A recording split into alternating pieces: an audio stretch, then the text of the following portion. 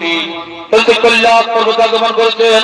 তাই মা পার্বতী বলছেন, শুনো প্রভু কৈলাসপতি, শুনো প্রভু কৈলাসপতি, একটি কথা বলি, বহুদিনের মনের বাসনা আমার পুত্র মুখ দেখিব বলে, তাই বলি প্রভু পুত্র দালিতে কৈলাস ভবনে কি কথা কহিলে প্রিয়ে, কি কথা কহিলে প্রিয়ে, পুত্র সন্তানে কি করবে তুমি? এই জগৎ সংসারের পুত্র সন্তান কিসের জন্য? তুমি দিব্য চক্ষু খুলে দেখো, প্রতিটি সংসারে বাবা মায়ের কি পরিণতি। মৃত্যু করে বাবা মায়ের পায়ের পরে জল, কেবলমাত্র মায়া কান্না ফেলে করে পিণ্ডদান। তাহলে করে ভেবে দেখো না, তাহলে করে ভেবে দেখো না, যদি না থাকে পুত্র সন্তান তবে কে নিয়ে নেবে ক্ষমা করে, কে করিবে আত্মার শান্তির পিণ্ডদান? শোনো পার্বতী, যোগী সন্ন্যাসী আমরা, আমাদের ঘর বাড়ি সংসার বলতে কিছুই নেই। এই সন্ন্যাসীর পুত্র সন্তান সভা পায় না, যারা সংসারে জীবিকা নির্বাহ করে তাদেরই প্রয়োজন পুত্র সন্তানের।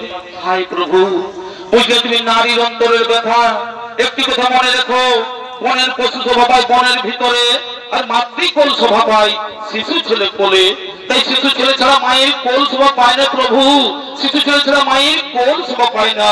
শোনো পার্বতী, তুমি থাকবে কৈলাস অন্ত করে, এক ভক্তময় করছে স্মরণ, এক ভক্তময় করছে স্মরণ, তার মনের বাসনা করতে পূরণ। ওই নন্দী রইবে কৈলাস করতে তারে, কিছু না থাকে তুমি অন্ত করে, শীঘ্র আমি আসিব ফিরে, শীঘ্র আমি আসিব ফিরে।